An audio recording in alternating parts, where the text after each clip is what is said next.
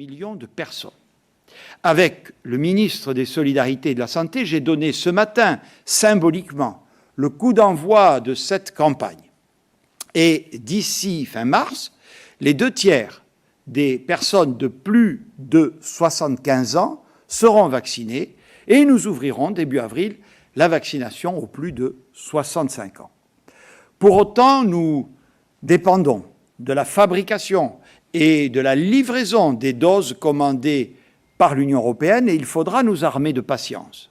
Mais je sais que vous mesurez ce chantier titanesque et sans précédent que représente pour l'industrie mondiale le fait de produire des centaines de millions de doses en un temps record, produire des vaccins eux-mêmes découverts en un temps record. Il n'en reste pas moins qu'à la mi-mai, la totalité des personnes de plus de 50 ans se seront vues proposer une première injection. Olivier Véran et le professeur Alain Fischer reviendront sur cette stratégie vaccinale dans un instant. Nous pouvons aussi compter sur notre système de dépistage, la fameuse stratégie « tester, alerter, protéger » que nous ne cessons de renforcer. L'accès aux tests est facilité, notamment dans les établissements d'enseignement, avec le déploiement des tests salivaires qui doivent permettre rapidement de tester 300 000 enfants par semaine, c'est-à-dire près de 6 fois plus qu'aujourd'hui, et donc de mieux les protéger. Pour l'ensemble du pays, les délais de dépistage et de rendu des résultats continuent à se réduire. Le tracing, la surveillance des cas contacts est désormais quasi immédiat après l'identification d'un cas positif. Et le dispositif d'accompagnement à domicile des personnes isolées se déploie partout sur le territoire national. Et là encore, je le souligne, pour la mise en œuvre de ce dispositif totalement gratuit, un grand merci aux professionnels de santé, notamment dans les laboratoires, les caisses d'assurance maladie, les ARS, les collectivités locales et les associations. Troisième motif d'espoir, l'arrivée prochaine de nouveaux traitements qui pourraient permettre d'éviter l'apparition de formes graves de la maladie. Il s'agit notamment des anticorps monoclonaux qui vont vous être présentés par le ministre des Solidarités et de la Santé. Monsieur le ministre.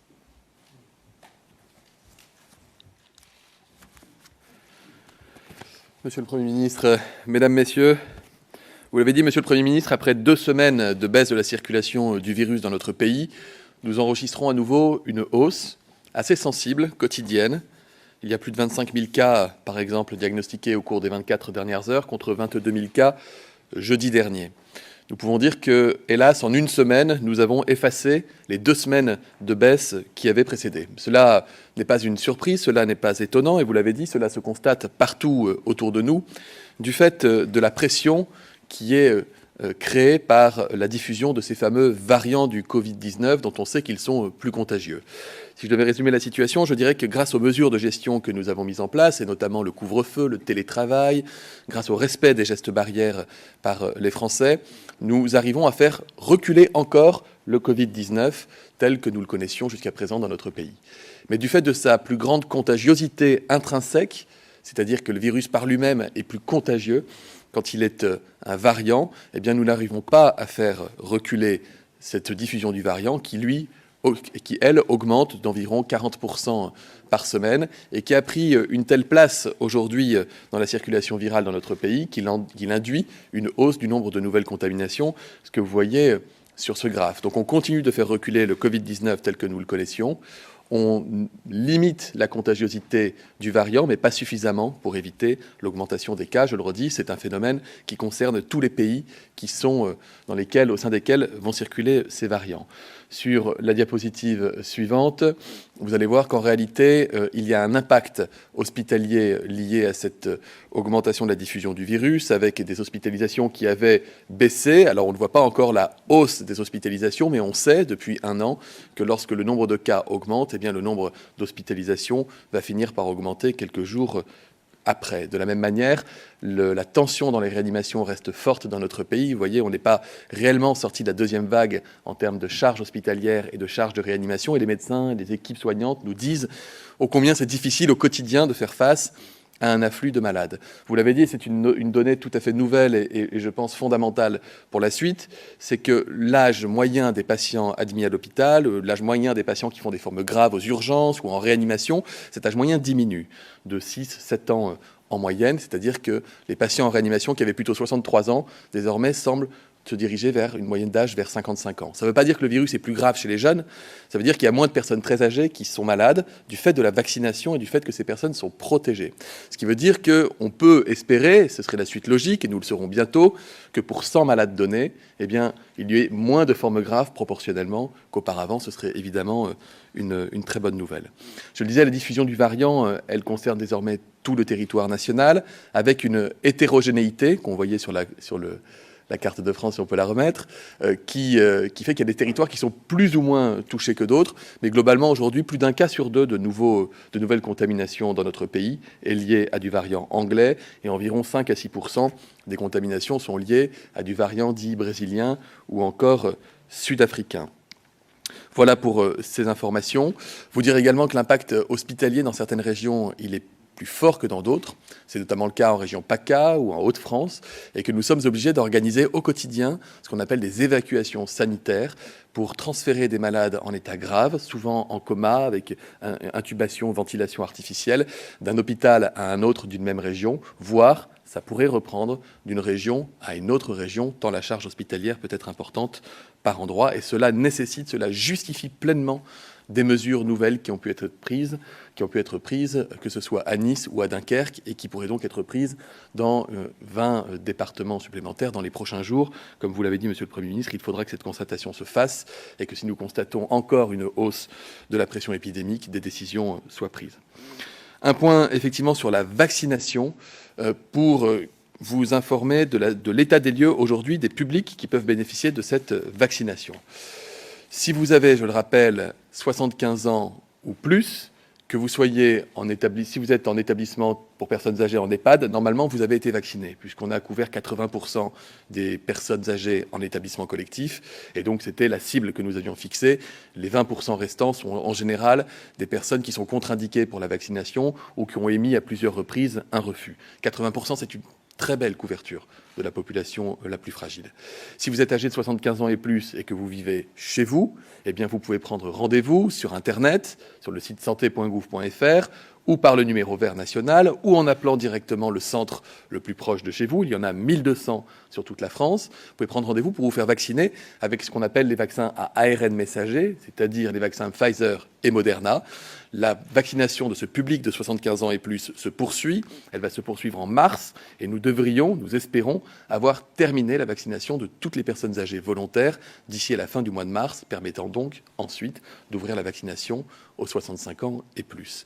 Si vous êtes plus jeune, voire beaucoup plus jeune, mais que vous figurez sur une liste de personnes qui sont atteintes de maladies particulièrement graves, qui a été élaborée d'ailleurs par le professeur Fischer, et qui fait que vous êtes très fragile au risque du virus, vous pouvez aussi vous faire vacciner en centre de vaccination avec une prescription médicale, avec les vaccins Pfizer et Moderna.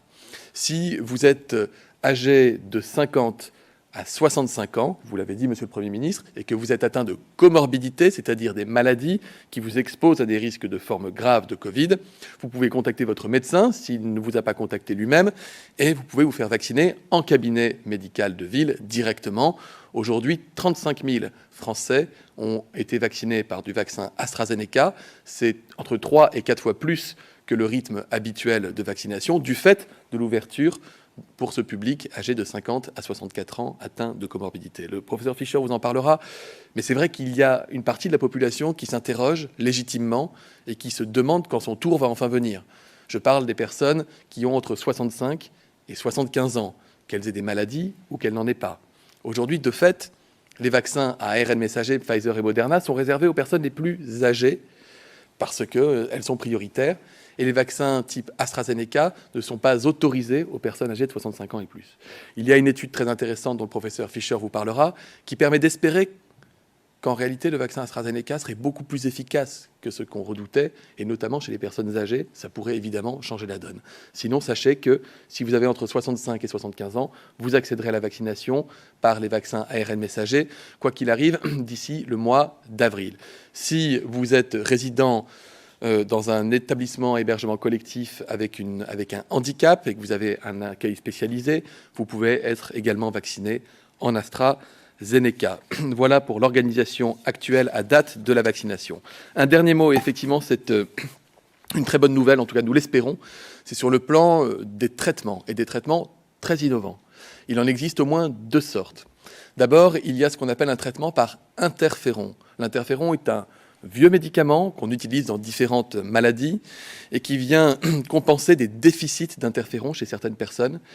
Et l'interféron, finalement, c'est une manière pour l'organisme de réagir face à des infections. Et si vous êtes carencé en interféron, on peut vous administrer ce traitement et ça pourrait limiter le risque de formes graves. Ce sont des équipes françaises, notamment l'équipe du professeur Casanova, mais également les études qu'on appelle l'étude Coverage, qui est menée par l'équipe du professeur Malvi, qui a lieu dans toute la France et qui permet, dans le cadre d'une recherche clinique, dans un cadre protocolisé bien précis, à des personnes qui sont à risque de développer des formes graves de recevoir ce traitement. Nous saurons dans quelques semaines si ce traitement est efficace.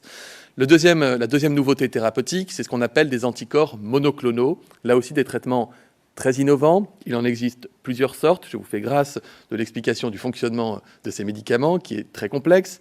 Mais sachez que l'Agence nationale de sécurité du médicament a accordé ce qu'on appelle une autorisation temporaire d'utilisation des anticorps monoclonaux pour limiter les risques de survenue de formes graves chez des personnes dont l'état de santé les expose à des risques particulièrement élevés de formes graves. Là, il ne s'agit pas à proprement parler d'études cliniques, on est déjà dans une pratique thérapeutique, évidemment encadrée. Quelques 83 centres hospitaliers ont déjà reçu des milliers de ce traitement qui pourront commencer à être administrés avec prudence, initialement dans un cadre hospitalier pour des patients âgés de 80 ans et plus et qui ont des troubles de l'immunité. Mais la France, et c'est le premier pays européen à l'avoir fait, a commandé des dizaines de milliers de doses d'anticorps monoclonaux d'une génération supérieures qui arriveront en France d'ici à la mi-mars et qui nous permettront, je l'espère sincèrement, d'amplifier ces protocoles thérapeutiques et d'élargir la cible des publics qui pourraient bénéficier de ces traitements. Tout cela est fondé sur des études cliniques qui ont été faites notamment aux États-Unis et qui montrent qu'il pourrait y avoir une réduction majeure des risques de formes graves. J'ajoute que les premiers traitements que nous avons commandés, et ça ne fait pas de mal, ont été produits en Alsace, ce qui montre que la production des médicaments en France se porte bien de ce point de vue-là. Voilà, ce sont donc des pistes thérapeutiques intéressantes, des espoirs nouveaux qui permettront, nous n'en doutons pas, de renforcer notre arsenal de moyens pour lutter contre la diffusion de ce virus. Merci beaucoup, Monsieur le Ministre. J'ai souhaité que des explications complémentaires vous soient données sur notre stratégie vaccinale et je demande donc au professeur Alain Fischer, qui, vous le savez, est le président du Conseil d'orientation de la stratégie vaccinale, de bien vouloir s'exprimer à présent. Merci, Monsieur le professeur. Merci. Merci, Monsieur le Premier ministre, et merci, Monsieur le ministre. Donc, effectivement, aujourd'hui, une nouvelle phase de la vaccination s'est ouverte avec, comme cela vient de vous être indiqué, la possibilité pour les médecins généralistes, aussi les médecins du travail, de vacciner avec le produit AstraZeneca, donc qui est une nouvelle étape qui va permettre d'amplifier, de diversifier la vaccination. Donc, après tout, à l'occasion de cette nouvelle phase, c'est peut-être intéressant de faire un point sur les connaissances sur les vaccins dont nous disposons, car il se trouve que dans les 2-3 derniers jours, une série d'informations tout à fait positives viennent conforter l'intérêt d'utiliser ces vaccins, de les utiliser bien sûr de la façon la plus optimale possible et au bénéfice du plus grand nombre. En ce qui concerne le vaccin Pfizer, comme vous le savez, l'État d'Israël a commencé à vacciner massivement sa population et de façon assez rapide. Et aujourd'hui même est sortie une étude et publiée une étude dans le New England Journal of Medicine qui fait état des résultats de la vaccination chez les 500 000 premières personnes qui ont été ainsi vaccinées dans ce pays, comparé à 600 000 environ personnes qui n'ont pas été vaccinées. Et cette étude montre que l'efficacité du vaccin est largement aussi bonne, confirme très largement, même un tout petit peu au-dessus, les données qui avaient été publiées lors des études de phase 3, avec, je ne vais pas entrer dans le détail des chiffres, mais une protection contre la maladie, contre les formes sévères de la maladie, contre l'hospitalisation, contre les décès même. C'est la première fois qu'il y a des données qui concernent les décès, qui dépassent 90% des personnes. Donc c'est une excellente nouvelle. Alors un tout petit élément de prudence, c'est que par définition, ce sont des résultats qui sont fondés sur des études de court terme. Les quelques chiffres que j'indique se situent après l'administration de la seconde dose, qui doit être administrée, qui est indispensable pour obtenir ces bons résultats, 3 à 4 semaines après la première et 7 jours plus tard. Donc c'est évidemment une étude à court terme. Il ne peut pas en être autrement. Il faudra suivre au cours du temps ce qui se passe. Une seconde bonne nouvelle que l'on peut tirer de cette étude, de ce travail assez remarquable et très rapidement publié, ce qui est une très bonne chose, c'est le fait que les personnes âgées de plus de 65 ans, les personnes âgées de plus de 75 ans, les personnes âgées de 80 ans bénéficient également de cette protection comme des personnes plus jeunes. Et il était fait allusion tout à l'heure au remarquable succès, je pense, de la vaccination dans les maisons de retraite en France. Donc très vite, on devrait pouvoir, et déjà on en a entendu les premiers éléments, les premiers signaux, voir cela se traduire de la même façon en France avec un taux de protection des 80% de personnes déjà vaccinées qui permettra d'observer la réduction d'hospitalisation et de décès. Donc c'est une très très bonne nouvelle pour toutes les personnes seniors qui ont été vaccinées ou qui vont être vaccinées. Donc voilà un premier élément. Ensuite, je souhaitais passer un tout petit moment pour évoquer la situation du vaccin Pfizer, du vaccin AstraZeneca. Je vous rappelle que c'est un vaccin qui est fondé sur le principe des adénovirus, qui sont des petits virus inoffensifs rendus incapables par ailleurs de se répliquer et qui ont été modifiés pour qu'ils permettent d'induire une réponse immunitaire contre ce qu'on appelle la spike, une protéine essentielle du virus pour enclencher, entre autres, la réponse immunitaire.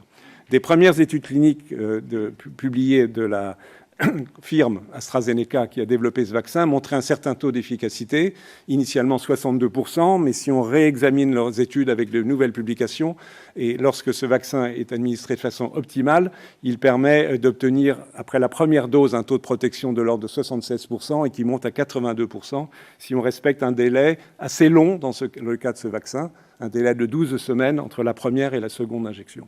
Donc des résultats plutôt encourageants. Néanmoins, il se trouve, pour des raisons que je trouve profondément injustes, je vais expliquer tout de suite, ce vaccin a relativement mauvaise presse en France. Il est considéré comme un peu moins efficace ou carrément moins efficace que les vaccins ARN comme le vaccin Pfizer ou le vaccin Moderna et de plus, moins bien toléré.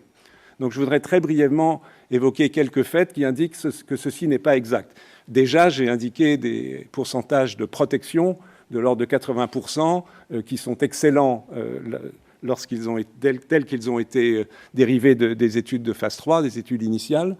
Et il faut y ajouter à nouveau des données qui sont, comme en Israël, intéressantes lorsqu'elles sont obtenues par vaccination, entre guillemets, en vie réelle, quand on a commencé à vacciner des populations.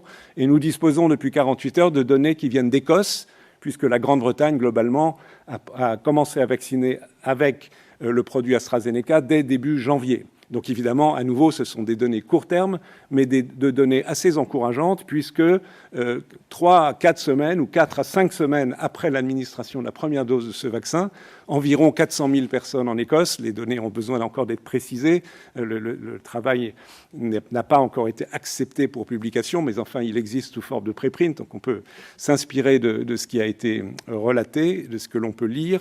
Donc le taux de protection analysé à travers les hospitalisations, donc qui est un paramètre important évidemment permettant d'évaluer l'efficacité d'un vaccin, du vaccin AstraZeneca est égal, on va dire, donc il est même légèrement supérieur, mais il est égal au taux de protection assuré par le vaccin Pfizer qui a été administré environ à 700 000 Écossais. 700 000 Écossais Pfizer, 400 000 Écossais AstraZeneca. On est au même niveau de protection très élevé, au-dessus de 90%, donc c'est plus que dans l'étude clinique. Donc, ce qui est tout à fait remarquable et qui indique en fait que ce vaccin est un vaccin efficace, un très bon vaccin.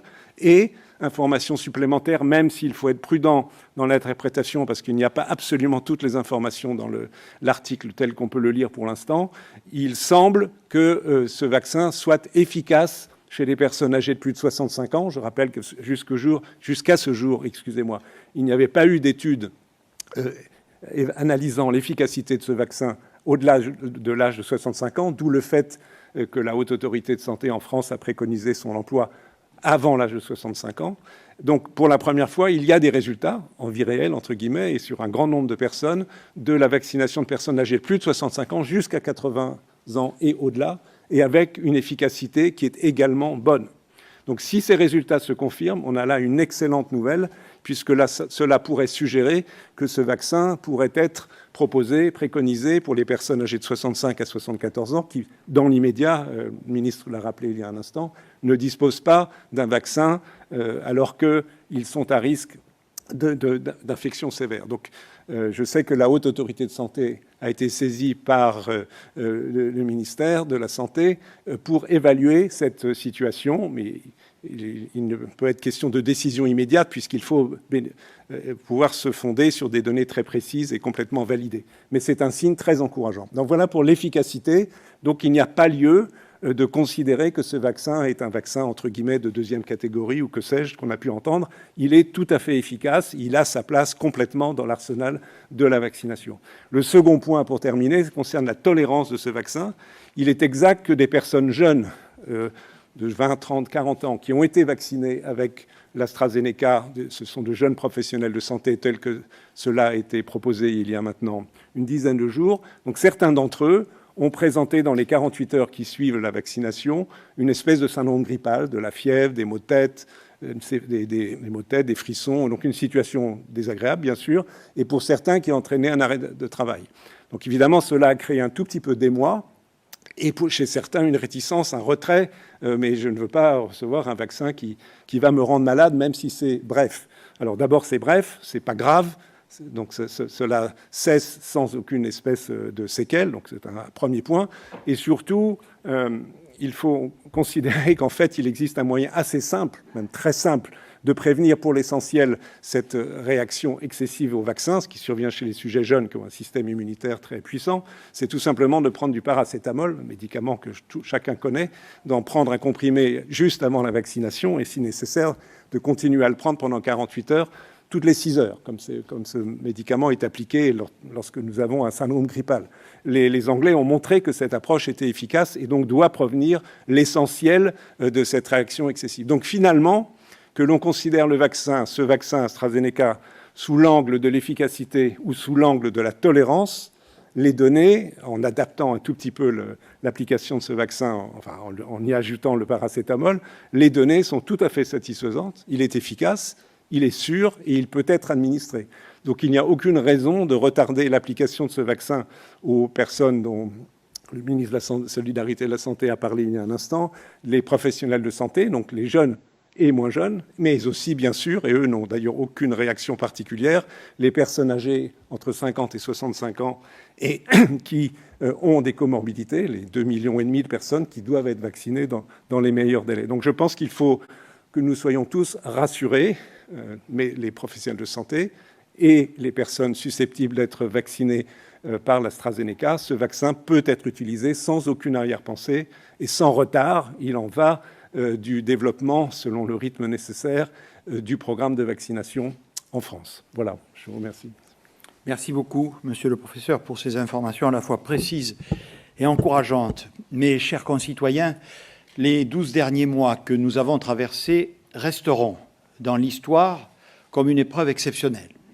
Exceptionnelle par sa nouveauté, exceptionnelle par sa dimension planétaire, exceptionnelle par les contraintes inédites qu'elle nous a fait subir, mais aussi par les ressources que nous avons su mobiliser pour y faire face.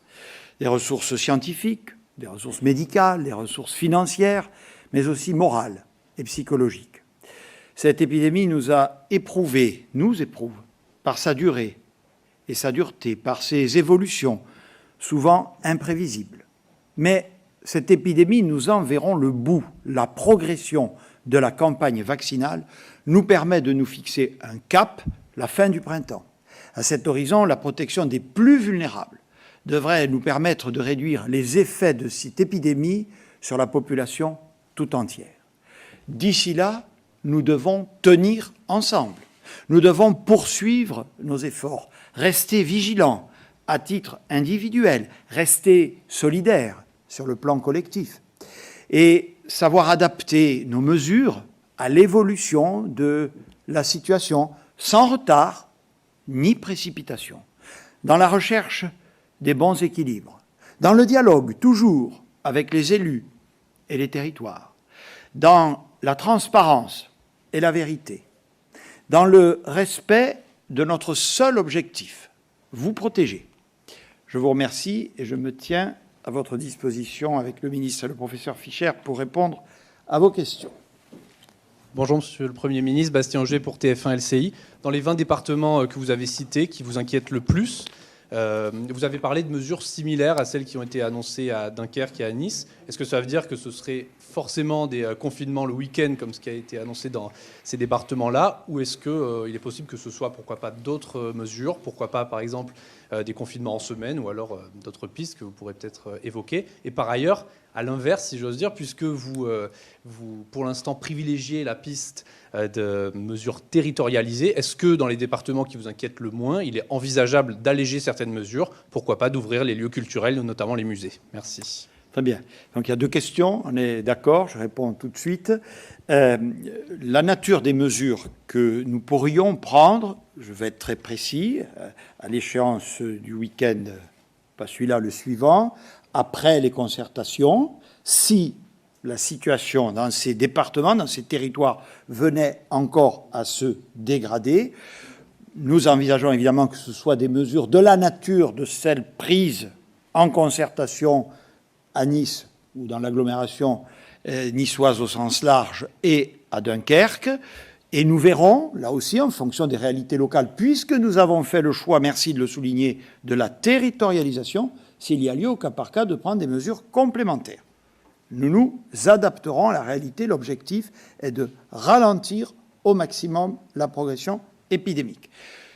Malheureusement, j'allais dire sur le plan national, vous avez raison, il y a des, je l'ai dit, c'est ce qui justifie cette stratégie territoriale, il y a des départements, des zones urbaines où, effectivement, nous constatons des situations mieux maîtrisées, voire en légère baisse par rapport, vous savez qu'on raisonne en moyenne sur 7 jours. Néanmoins, l'évolution générale, globale, en France et en Europe, où vous voyez même les pays qui ont confiné durement, observer une reprise des taux d'incidence, ne nous permettent pas, à ce jour, d'envisager des mesures de relâchement. Toutefois, vous avez raison, sur le principe, une approche territoriale, en fonction de l'évolution des données, devrait pouvoir nous permettre de prendre de telles mesures. Thierry Curté à France 2. Est-ce que, puisque vous adaptez le dispositif, vous pourriez aller jusqu'à, par exemple, attribuer un nombre de vaccins différents en fonction des zones les plus touchées et en fonction des zones les moins touchées? Un peu plus dans les zones touchées, un peu moins en Bretagne et au Pays Basque, par exemple. Et puis, on a une actualité sportive ce week-end. Le 15 de France ne pourra pas jouer. Visiblement, il y a eu un certain nombre de choses qui se sont déroulées, notamment pendant les entraînements. Il a été conseillé au 15 de France de ne pas s'entraîner. Il semble qu'il se soit entraîné. Pourrait-il y avoir des sanctions de la part du gouvernement si l'enquête était à charge contre, par exemple, les entraîneurs ou l'encadrement de l'équipe de France? Alors, je vais demander à Olivier Véran de vous répondre sur l'allocation de doses vaccinales en fonction des réalités épidémiques. Je vous fais observer que j'ai déjà indiqué dans mon propos que nous avions recouru à cette technique, si je puis m'exprimer ainsi, notamment lorsque, c'est le cas de la Moselle, le variant sud-africain était plus important. Bon, je vais laisser à Olivier Véran le soin de compléter ma réponse. Oui, pardon. Oui, nous avons effectivement opté pour des stratégies territoriales là où c'était absolument nécessaire. Du vaccin ARN messager en Moselle, parce que là-bas, il y a du variant sud-africain qui circulait en quantité, et puis du vaccin à Nice et à Dunkerque notamment, mais pas que, en renfort, en supplément. Après, il faut savoir que nous avons fait le choix de vacciner en flux tendu dans notre pays. C'est-à-dire que dès que des doses arrivent, elles partent dans les territoires, elles sont dans les 1200 centres, chacun peut s'en rendre compte. Si vous allez sur le site data.gouv, vous verrez en open data la totalité des stocks dont dispose chaque centre dans notre pays aujourd'hui et dans les 6 semaines à venir. Vous pouvez le comparer au nombre de rendez-vous qui ont été pris par chaque centre pour vérifier qu'il y a une bonne corrélation entre les deux. Et vous pouvez suivre centre par centre le nombre de vaccinations qui ont été faites. Ce choix de la transparence, il était aussi pour garantir à chacun qu'il y avait un traitement, je dirais, égalitaire sur tout le pays. Maintenant, évidemment, quand vous êtes à Dunkerque, que vous avez 1% de la population qui tombe malade du Covid chaque semaine, et que vous avez des personnes âgées qui ne sont pas encore protégées, vous dites il faut qu'on intervienne. Donc il faut qu'on fasse un peu de réorganisation, un peu de redistribution, mais on ne peut pas déshabiller Paul pour habiller Jacques. Vous imaginez bien que si nous disions qu'on va enlever des vaccins dans tel endroit pour finalement en donner ailleurs et qu'on devait annuler un certain nombre de rendez-vous, ce serait... Voilà. Donc on le fait avec parcimonie quand la situation sanitaire le justifie et l'impose. Quant au 15 de France, vous avez posé cette question, évidemment, c'est un sujet difficile de ne pas pouvoir jouer le 15 de France. Avant de parler, cher monsieur, de sanctions, faut-il savoir exactement ce qui s'est passé? Je pense que les joueurs sont déjà eux-mêmes sanctionnés de ne pas pouvoir jouer, et je pense qu'ils en sont très malheureux. Donc le sujet, vous l'avez dit, est suivi de près par le ministère des Sports, en lien avec la Fédération française de rugby. Ne préjugeons pas en quoi que ce soit des suites qui pourront être données à tout ça. Il faut d'abord analyser et connaître. Encore une fois, je pense que la pénalisation, la sanction est déjà donnée avec l'impossibilité de jouer, comme vous l'avez rappelé. Oui, bonjour, Jérémy Marot pour l'AFP. 2 questions. La première, mardi soir, vous étiez à l'hôpital d'Argenteuil où seulement 30% des personnels soignants étaient vaccinés, non par faute de dose, mais plutôt par réticence. Comment vous expliquez que ceux qui sont au final les vitrines, les promoteurs de cette campagne vaccinale, soient aussi réticents à se faire vacciner? Et puis la deuxième concerne des expérimentations qui pourraient être menées, comme certains élus vous le demandent, pour ouvrir des restaurants, sous couvert bien évidemment d'un test négatif. Bien, je vais laisser le professeur Fischer le soin de répondre à votre première question. Vous avez quand même observé, puisque nous y étions ensemble dans cet établissement, qu'à chaque fois quand même qu'on a interrogé les professionnels de santé, en tout cas ceux que nous avons croisés, qui n'étaient pas vaccinés, mais auxquels nous avons demandé s'ils avaient l'intention de faire, à chaque fois la réponse a été positive. Donc nous avons plein d'espoir. Mais c'est une vraie question, si je puis me permettre. Monsieur Fischer, qui connaît bien le sujet. Oui, c'est le sujet que j'ai évoqué brièvement tout à l'heure, qui est la survenue chez certains jeunes soignants de ces syndromes pseudo-grippaux a créé une certaine réticence. Je pense que quand même, le phénomène existe, mais il a été un tout petit peu amplifié. Et donc, encore une fois, il existe une possibilité technique simple d'y remédier. Et il me semble d'ailleurs qu'à travers de nombreuses rencontres et discussions que j'ai pu avoir au cours de ces derniers jours avec un très grand nombre de soignants par visioconférence en toute la France, j'ai l'impression que petit à petit, ce sentiment d'inquiétude ou de doute sur ce vaccin est en train de s'estomper. Donc je suis plutôt optimiste sur le fait que les choses repartent, mais il faut expliquer, réexpliquer, rassurer, parce que ce sont des faits solides, que ce vaccin est à la fois efficace et bien toléré si on l'administre avec du paracétamol. Je ne vais pas recommencer ce que j'ai dit tout à l'heure, mais il faut faire œuvre de pédagogie, et nous, professionnels de santé, devons le faire en tout premier lieu. Peut-être sur les expérimentations, enfin je peux en dire un mot, parce que vous le savez, certaines ont déjà été décidées ou envisagées, notamment dans le champ culturel ou dans le champ sportif que nous évoquions tout à l'heure. Ce sont des expérimentations qui sont conduites évidemment sous le contrôle et dans le cadre de protocoles fixés conjointement avec les autorités sanitaires. Donc, vous avez rappelé aussi que des élus locaux, je crois que c'est dans votre question, en ont demandé. Nous tenons à les associer, mais s'agissant d'une question éminemment sanitaire, nous souhaitons que l'État conserve la direction, la conduite de ces expérimentations, c'est-à-dire à la fois leur méthodologie, leur suivi, et ensuite les décisions qu'il aura lieu d'en tirer. S'agissant des restaurants que vous avez évoqués, évidemment, le sujet est aussi sur la table, mais un peu plus délicat, dans la mesure où nous avons, là pour le coup, une littérature scientifique, je parle sous le contrôle du ministre de la Santé, démontrant évidemment qu'il s'agit d'établissements recevant du public où le maximum de précautions doit être pris, puisque, comme vous le savez, on ne peut pas porter le masque, mais il faudra, et c'est tout l'enjeu des progrès de la vaccination et de l'immunisation en France, envisager la réouverture évidemment de ces établissements également. Bonjour, Elisa Bertholomé pour BFM TV. J'ai 2 questions. Vous avez parlé d'une surveillance renforcée dans 20 départements. Qu'est-ce que ça veut dire concrètement?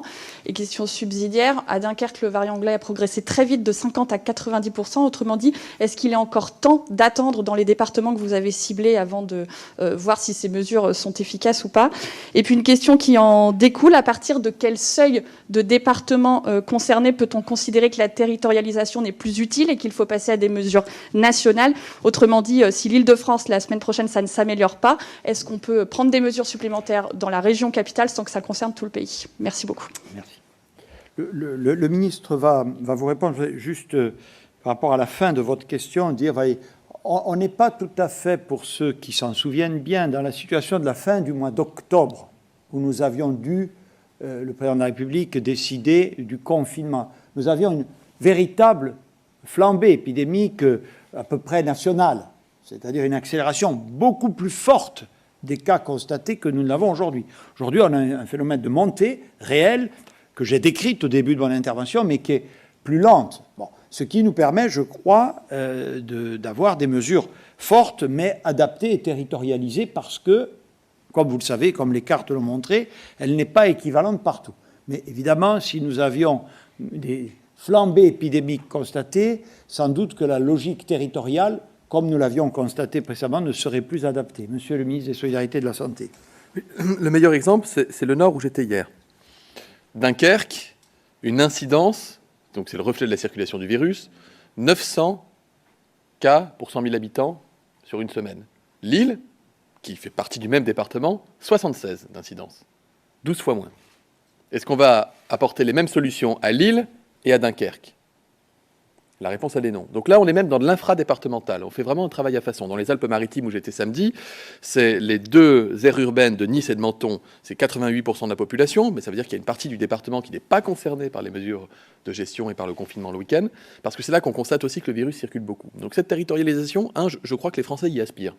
Je lis beaucoup ce qui est écrit, j'écoute beaucoup ce qui se dit, et les Français souhaitent qu'il y ait de la territorialisation, et autant que nous pouvons le faire, je pense que nous devons le faire. Ça, c'est important. Ensuite, vous l'avez dit, Monsieur le Premier ministre, on n'est pas aujourd'hui dans une exponentielle, c'est-à-dire qu'on n'a pas une croissance fulgurante du nombre de cas qui fait qu'on est obligé de prendre des mesures en catastrophe. On est sur une croissance lente, une croissance réelle, et avec encore des choses qu'on n'explique pas complètement. Il y a encore des endroits, en France, en Allemagne, en Suisse, j'en discute beaucoup avec mes homologues ministres de la Santé européens, on se parle quasiment tous les jours, les uns les autres, où on constate qu'il y a beaucoup de variants, mais pas beaucoup de cas. C'est-à-dire qu'il n'y a pas une corrélation systématique entre la présence des variants et la circulation du virus.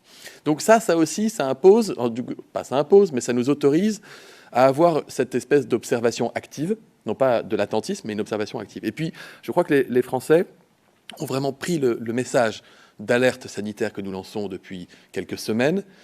Et c'est encore une fois dans le comportement de chacun au quotidien qu'on peut faire reculer le virus et gagner du temps. Gagner du temps.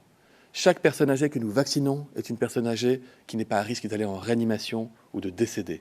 Et c'est un lit de réanimation qui peut être utile pour d'autres patients, qu'ils aient le Covid ou qu'ils n'aient pas le Covid. Chaque jour que nous gagnons est un jour qui nous rapproche de périodes climatiques dont on sait qu'elles sont moins propices à la circulation du virus. Chaque jour que nous gagnons, ça nous permet d'expérimenter des traitements dont on pense qu'ils ont des chances, de toutes les chances de pouvoir être actifs et là aussi de limiter les risques de formes graves et donc de protéger la santé des habitants. Et chaque jour que nous gagnons, c'est un jour de moins de fermeture des commerces, d'attestation, de limitation des... Nous tenons compte vraiment de toute la situation. La santé mentale des Français est une donnée préoccupante à laquelle nous tenons beaucoup. Les aspirations légitimes de maintenir un certain niveau de liberté, même dans un contexte épidémique difficile, évidemment que nous en tenons compte.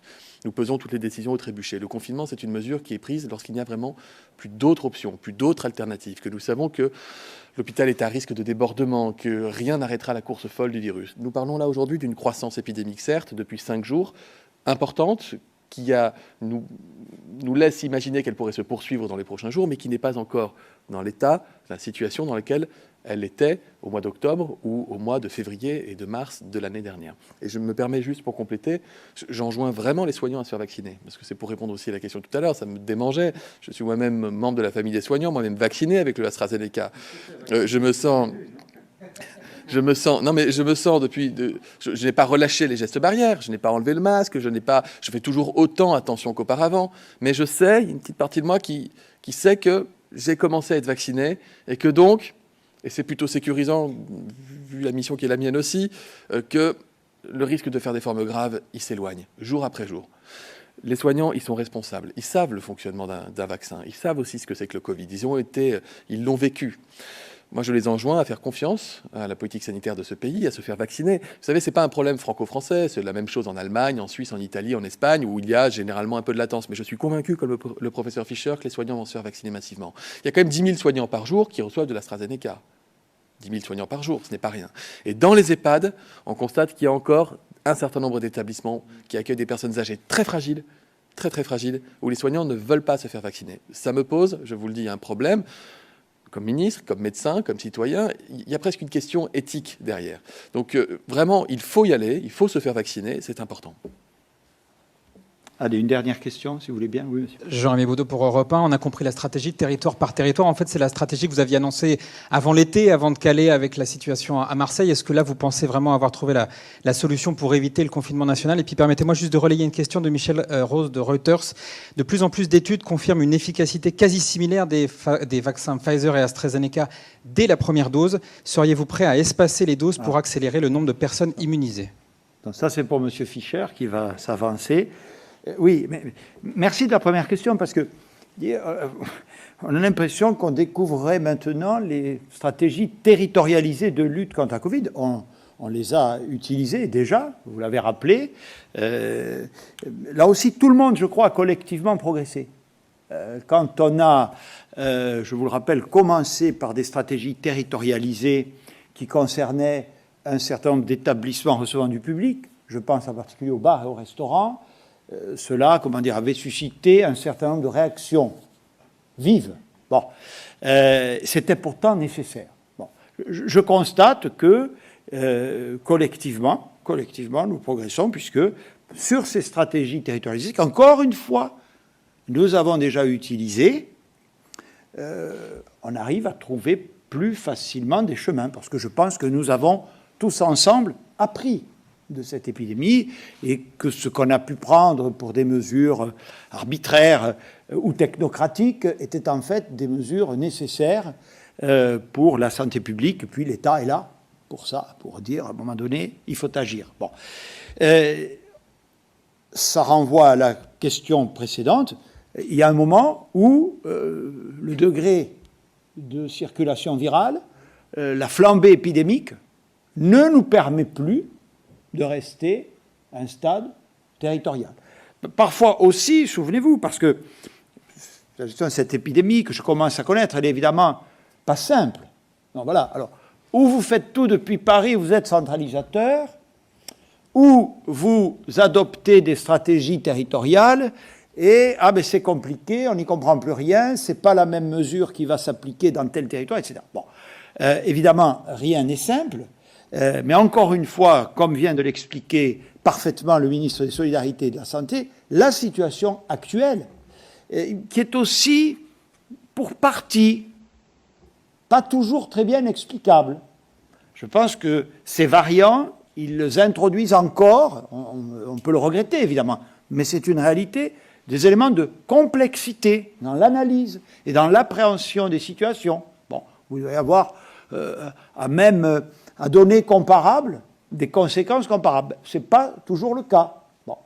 Normalement, on se dit, oui, si le pourcentage de variants dans la totalité des cas constatés est le même dans deux départements, on devrait avoir des taux d'incidence, l'évolution, ce qu'on appelle le R, c'est-à-dire la rapidité de progression de l'épidémie, à peu près identique. Alors, qu'il y ait des écarts, ça peut sûrement s'expliquer, mais des fois, ce sont des écarts considérables. Et d'ailleurs, vous le savez parfaitement, puisque toutes les données sont en ligne. Donc, voilà, nous agissons toujours avec ce respect de l'équilibre. Quand il faut agir, parce qu'on ne peut pas laisser l'épidémie flamber. Pour l'instant, vous avez raison, nous sommes dans une logique territoriale, d'action forte mais territorialisée, et nous aviserons, parce que c'est notre devoir, en fonction de l'évolution de l'épidémie. Monsieur le professeur, pour la deuxième question. Alors, c'est un sujet de débat qui n'est pas complètement clos, parce qu'on le retrouve dans la littérature scientifique pratiquement chaque semaine. Mais enfin, parce qu'il y a des arguments dans les deux sens, mais enfin, il y a aujourd'hui, je pense, pas un consensus, mais une opinion largement dominante de penser qu'il ne faut pas espacer la dose des vaccins ARN, donc de rester à ce qui est préconisé en France aujourd'hui, première dose et seconde dose 4 semaines plus tard. Les arguments sont, d'une part, le fait qu'il y a guerre d'information sur ce qui se passe si on retarde la seconde dose. Quand je dis guerre, c'est qu'il y en a quand même une toute première qui arrive, qui vient des données écossaises, qui montre que pour les personnes, puisqu'en la Grande-Bretagne a choisi, elle, contrairement au reste de l'Europe, a pris la décision de retarder l'administration de la seconde dose. Donc, pour les Écossais vaccinés par le vaccin Pfizer ARN, au bout de 4 semaines, j'ai indiqué qu'il y avait un très bon succès de la vaccination, mais à 6 semaines, il y a une perte de 20 points de protection. Donc, ce sont les premières données qui suggèrent qu'il ne faut pas attendre. D'autre part, dans les données israéliennes auxquelles j'ai fait allusion tout à l'heure, j'ai indiqué que l'efficacité était absolument remarquable lorsqu'on l'observe 7 jours après le second vaccin. Mais si on regarde l'efficacité juste avant l'injection du second vaccin, il y a un décalage de 20 à 30 points à nouveau.